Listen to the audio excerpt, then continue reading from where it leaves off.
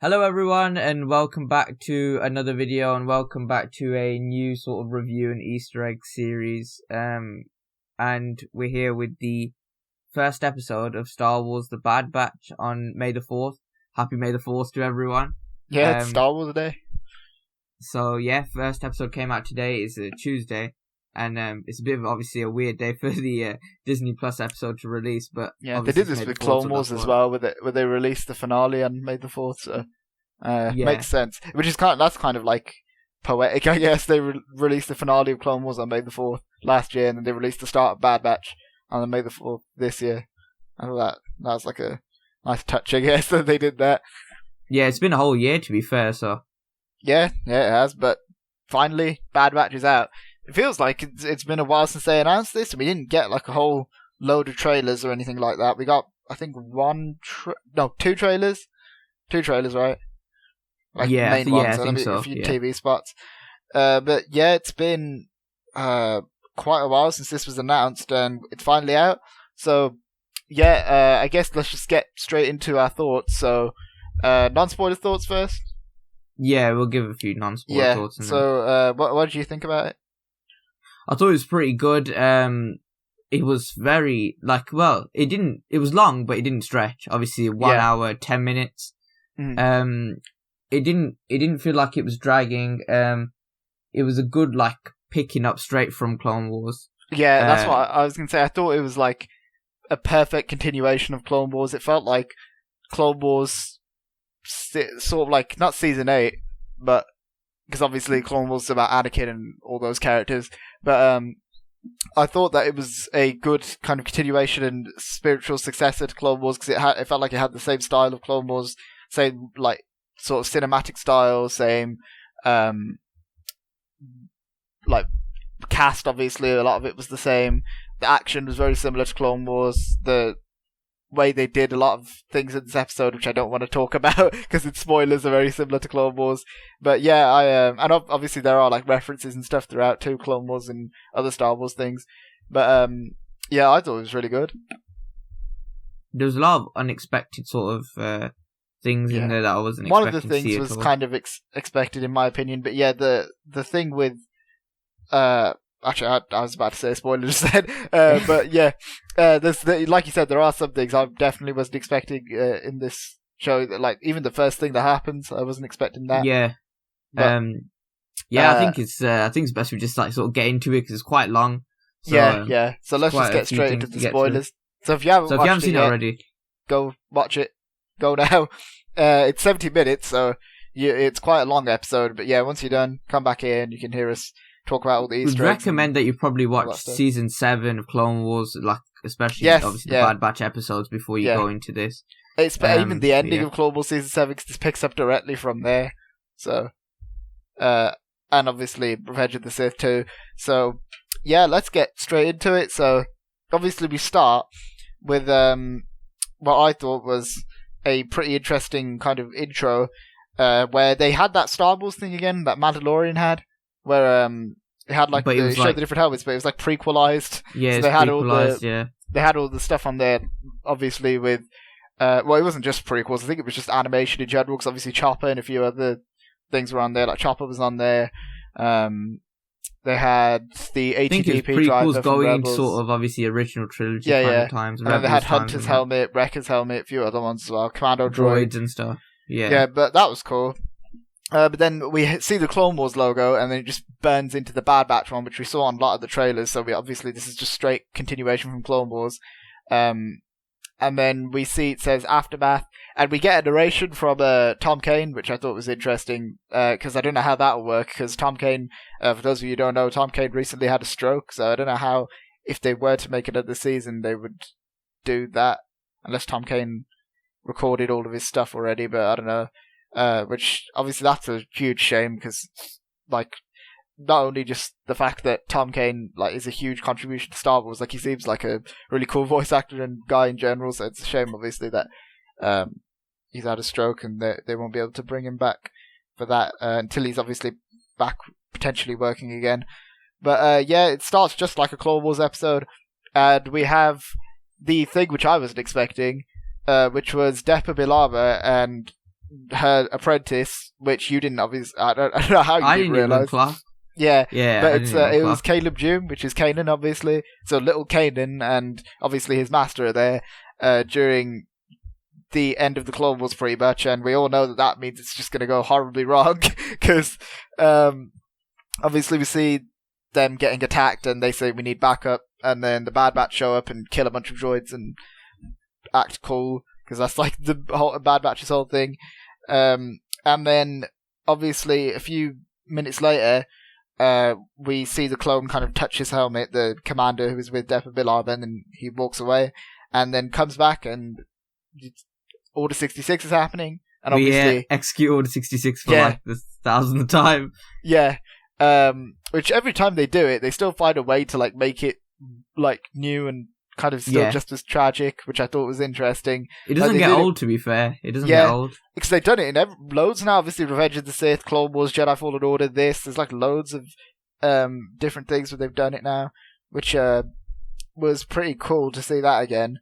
And obviously, it's good to see that, I guess, technically an origin story for Kanan, because I mean, we haven't really. There's a bit more context of how he was sort of escapes and stuff. Yeah, because we were told about that in Rebels, where he said he ran away and all that stuff. But now we actually get to see it, which I thought was really interesting. And obviously, see Depa Billaba die, and Hunter goes after Kanan, but we know that the chip isn't active in inside Hunter's head, and even all the rest of the Bad Batch. They're not really reacting to Order 66 the same way. They're confused, except Crosshair, who, which I thought was pretty cool. He starts saying "Good soldiers follow orders," which obviously is the line that Tup said in season 6 of the Clone Wars when he was trying to kill his, like when his chip malfunctioned and all that stuff was happening. Which I don't think you've got to that part of Clone Wars yet, because you haven't watched it all. No, I haven't watched it all. Yeah, but that was cool that they did that with Crosshair, and he says it quite a few times throughout the episode, which I thought was a nice reference. But obviously, because Rebels has to happen, Hunter lets Kanan go, and Crosshair kind of calls him out on it. But then we see, aside from that, it's pretty much just, after that scene, it's just the Bad Batch goes back to Kamino, and a lot of the episode's based there, which I thought was interesting. Like what's happening after Order 66 with the clones. Yeah. Mainly. And this whole thing is like a whole aftermath of the clones kind of dealing with what's happened after Order 66. Well, mainly the Bad Batch, because obviously we find out in the episode that the Bad Batch's chips, obviously the clones are genetically enhanced and modified to kind of be made to execute Order 66 and do what Palpatine says when he wants to become the Emperor, pretty much. So it was interesting that we had the clones... Well, we had a set of clones with the Bad Batch that didn't have their chips in their heads and were kind of not programmed to work like that, which I thought that was interesting. Seeing that not for the first time, because obviously we've seen Rex and them lot, but like seeing it directly after Revenge of the Sith and directly after the Clone Wars. But yeah, the stuff on Kamino was interesting. Obviously, when they go back, we see the shock troopers, which I thought looked cool. The shock trooper commander. The one with the pauldron, he looked pretty badass. But then, obviously, we're introduced to a new character on Kamino called Omega, who later we find out more about. But at first, she's just kind of like this weird kid who's just kind of talking to the Bad Batch, and they're like, "What do you want?" Pretty much, like, "Why are you here?" And then we find out later, obviously. I guess, are we going to go in order with this, or should I just like go through the stuff? Might as well. It's just like might as well just talk about it. Yeah. There's no point doing it in order because there's a lot of big jumps between a lot of the things. A lot of it's based on Kamino anyway. But what we do find out though is obviously later in the episode, Omega is a clone, a female clone. So she's some sort of genetically modified clone, I guess. That's what apparently Tech said. She's like more aware than everyone else. Yeah, and obviously we know that the chips aren't active because of their enhancements, and in the episode Tarkin even says to the Kaminoans, like, how many of them are there about the genetically, I guess they say like impaired or whatever. They have some term for it, I don't remember what it was, but the clones who are like not messed up, but like the Bad Batch basically, where they're genetically modified, and they say 5, but obviously we know that Echo isn't one of those 5 because he's a regular clone, or a reg as they call them. And we find out that it's Omega who's the fifth one, which I don't know how well that's going to go now with fans that we have female clones now. I mean, you know the way some fans are, where if there's a girl in anything, they'll start losing their minds. But I think that's interesting. I like that they didn't really go out of their way to point out, oh, she's a girl. Like, they just kind of had it that she's a different version of them and she's genetically modified and she's a clone. I thought that was just interesting, and I think it can be interesting depending on what they do with it. I think the good thing with her is that they didn't shove it in, they weren't like shoving it in anyone's face about like, oh, she's like, they didn't make it that big of a deal that she's a girl. Like, because to be fair, they like all the clones are like male, and it is a pretty big thing to have a first female clone. But they only mentioned it once throughout the episode, and then she's just kind of just there, like just chilling until the end, where she actually helps them a bit. Mm. But that was pretty cool. To see, obviously, because I knew like pretty much from the trailer that she was some sort of female clone. I think we even predicted that, and it was pretty obvious throughout this episode that she was a female clone. So I'm happy they didn't kind of pad that out and try and keep that going for some long amount of time as a big mystery as to who she is. Like it was pretty obvious, and I think they knew that. So it was good that we saw that character. I think that she's an interesting character. I saw some people saying that she could be annoying, but I mean, I don't really find her that annoying. I don't know if you did. There's been worse, more annoying Star Wars characters. Yeah, you didn't even watch Solo, and L3 is just like the most annoying Star Wars character ever made, in my opinion. But yeah, they also had the scene in this episode. Obviously, as I said, a lot of it takes place on Kamino. They had the scene where the clones, the Bad Batch, were training in because they want to like kind of weed out who the good clones and who the not so good ones are. So they had that scene where they were training with the Dark Trooper looking things. They weren't Dark Troopers; they were those things, the training drones that Thrawn had. Yeah, like the model kind of looked like the Dark Troopers from. I think the Dark Trooper like designs and stuff are starting to become more common after they were actually Mandalorian. So yeah, and they're actually the ones from Rebels, I think. The ones that Thrawn used to train with, which is pretty cool. So yeah, we see the Bad Batch fight them, and obviously Tarkin talks to them afterwards and sends them on some mission, where they go to Onderon, which was pretty cool to see Onderon again after the Clone Wars. Again, I don't think you got to that part yet. No. But then they're kind of told to go and take out some separatist like outpost or something. And then we find out that it's not a separatist outpost, it's not droids, really it's Saw Gerrera and his, I guess, the beginning of the Partisans and all the rebels with Saw. So then the Bad Batch talk to Saw, and Saw basically says to them, you have a choice, so what do you want to do? Do you want to stay with the Empire, who are basically lying to you? Because they said to you that you're coming to kill droids when you're not really. And then you've got that choice, you could either stay with them or you could come with us and make a difference. And then Hunter kind of walks away, doesn't kill Saw or any of his rebel friends, especially when he sees that they have kids, which I thought that was a pretty cool scene. I like that they're kind of doing that with Hunter, where I don't know where they're gonna go with that, where he's sort of taking sympathy a lot for kids, like even with Omega, when he like Crosshair even says to him like, kids clearly aren't your specialty or something like that. Which I thought that was pretty interesting. They're doing that with Hunter. I think all the characters in this episode were actually like really interesting, the way they handled them, and I like that they kind of fleshed them out a bit more beyond their single personality traits. Yeah, definitely. I think in Clone Wars they were mainly confined to that because obviously it was only 4 episodes. Yeah, this is obviously where they're going to get a lot more development as it goes on, and then with context as well. Maybe we'll see I think we will see maybe like a flashback episode. Maybe. I guess the beginning of this was a flashback, and even at the beginning we saw, which I thought was pretty funny, they had you know the part when Grievous says time to abandon ship? Oh yeah. That's a meme. They animated that in the Clone Wars animation with like Grievous's new animation model, and it looks sick. And even the stuff like at the beginning where they showed parts from Revenge of the Sith, where Anakin and Obi-Wan were killing the battle droids, and like when they go to rescue Palpatine and all that stuff. I thought that was really cool as well, that they like animated that. Yeah, definitely.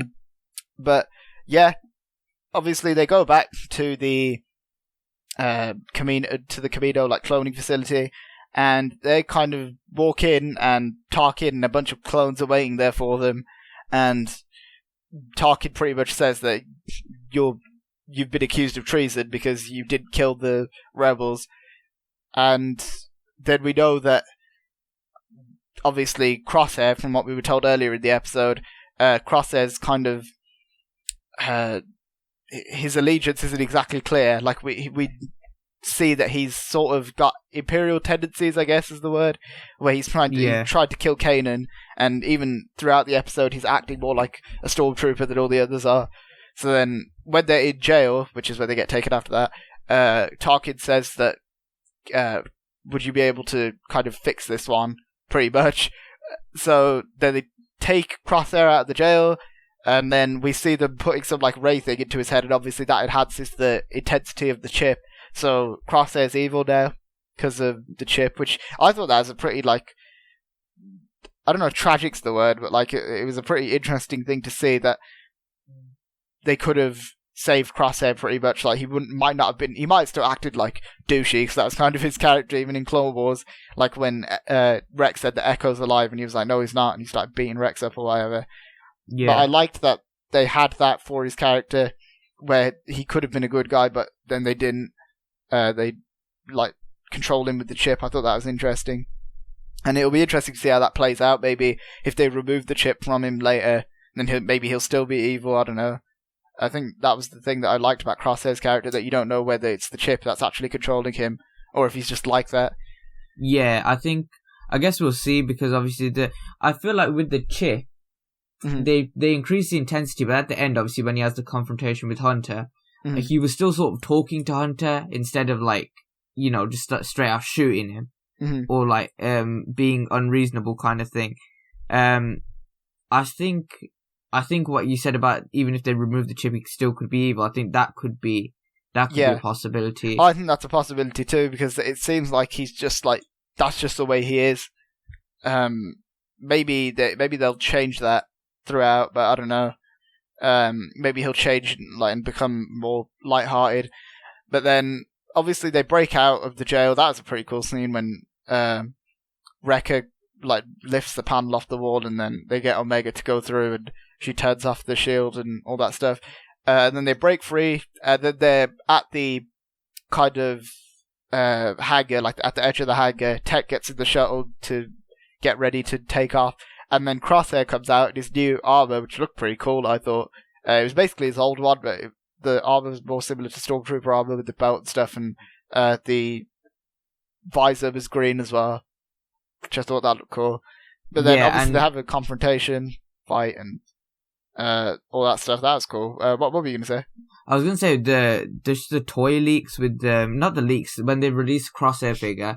Obviously, they said on the back of the bio. I remember you saw it like last week or so, where it said that he turns evil. So that was already kind of out there for people who like collect the Black Series, and also the that new clone that they released with the black and the green visor. That's the same armor that Crosshair had at the end of the episode. But it's like regular clone armor for it. So that might just be his sort of battalion or squad something. Then, yeah, maybe that's true. Actually, that's a possibility. But then we have this fight scene where Crosshair and the clones are fighting the Bad Batch, and then Omega obviously shoots Crosshair's gun out of his hand. As obviously Wrecker's getting shot, he's on the floor and action's happening. But Omega shoots the gun out of Crosshair's hand, and then they get on the shuttle and get away. And one thing that it made me realise with the scene in a minute when Crosshair's obviously still with the Empire, when Hunter and Omega are kind of on the shuttle, and Omega looks into space, and then Hunter's like, this is the first time that you've ever been to space, and she's like, first time I've ever been anywhere. Kind of reminded me, do you remember that scene in The Force Awakens when Rey lands on the planet in the Millennium Falcon, and she's like, this is the most green I've seen in the whole galaxy, or something like that. Or I didn't know there was this much green in the whole galaxy. It kind of reminded me of that, which I thought was interesting. And then at the same time, I'm kind of thinking, I wonder how many times they're going to try and do this formula where they have, because they've done it in Mandalorian as well, where they have like some character who's like gruff and tough, and then they get softened up by a kid. I hope they don't milk this formula too much, and I hope they Yeah. don't try and do like a huge thing in Bad Batch where it's like a, no pun intended, where it's like a clone of the Mandalorian. But I don't know. Yeah, I that's think a that good point. To be fair, I could- don't want him to follow that structure. Yeah. that could go very pear-shaped very fast, but I hope it doesn't. Yeah, definitely. Yeah, the thing with Omega looking into space and obviously being fascinated by it, I thought that was cool. And I liked that the Bad Batch kind of on their own now, and then she says, can you contact any of your friends? And then Tech says that list is pretty short. But then they say that they're going to go to J19, which is where, I don't know how this planet's pronounced. They've pronounced it multiple different ways. It's either Selu-Kabi or Selu-Kamai. I don't know how it's pronounced. It's one of the two. But it's basically where in the Clone Wars Cut is. So they're going to go see Cut, which is pretty cool. I've always been interested to see what happened to Cut after the Clone Wars. So, and if his chip got activated or what happened there. So I'm wondering what's going to happen in the next episode with Cut's character, where they'll go and meet him. And also, I want to know when the Bad Batch met Cut before, because we didn't know that that'll already. be interesting to see how they already know him. Yeah, and maybe he'll tell them about Captain Rex, and then they'll go and find Captain Rex or something, because obviously we know that Captain Rex is going to be in the show because of the trailer. But, and then that's the end of the episode, setting up for next week's episode. And there were a few other things throughout the episode that showed up. Like obviously, the Kaminoans were there, that was pretty cool, like in Attack of the Clones. There was multiple other things as well, like where the Kaminoans, for example, when they try to keep it a secret from the Empire that Omega's gone. Maybe they're not like completely on board with what the Empire's doing, even though in Clone Wars Season 6 they were shown to be kind of dodgy in a sense. The Kaminoans were, but yeah, I guess that's about it, isn't it? Yeah, I think overall a very good episode. Yeah, also great beginning. The anime. I was just wanting to say the animation of the show looks amazing. That's another thing I didn't. Yeah, we didn't definitely. pick up on. Yeah, like the environments look pretty much real in my opinion. There was like a scene in where there was like snow on a tree and it was falling at the beginning, towards the beginning of the episode, and it looked like photorealistic. It looked amazing. So yeah, the animation of this is really good. Is the next episode out on Friday? Because I think that's how it's going, isn't it? Yeah. Yeah. So we've got this to look forward to now, and then Loki after. I mean, this show is going to be everything. This show is going to be 16 episodes as well. So that's interesting. Okay. Yeah. So I'm interested to see how they'll kind of tell that story. Maybe it'll be like Clone Wars, where it'll just like span across. Because I'm interested to see if it'll be more serialized, or it'll be like Clone Wars, where it's split up into different arcs. I don't know. But I guess we'll find out. I guess we'll have to see. Yeah. I mean, let us know what you guys thought of the first episode. Yeah, episode 1, Aftermath. And if you guys did enjoy this video, be sure to hit the like button and share it around YouTube. Be sure to hit the subscribe button for more Bad Batch reviews and Star Wars videos and all that stuff. Be sure to check out our Instagram, link in the description. Thanks for watching, guys. We'll see you next time. See ya.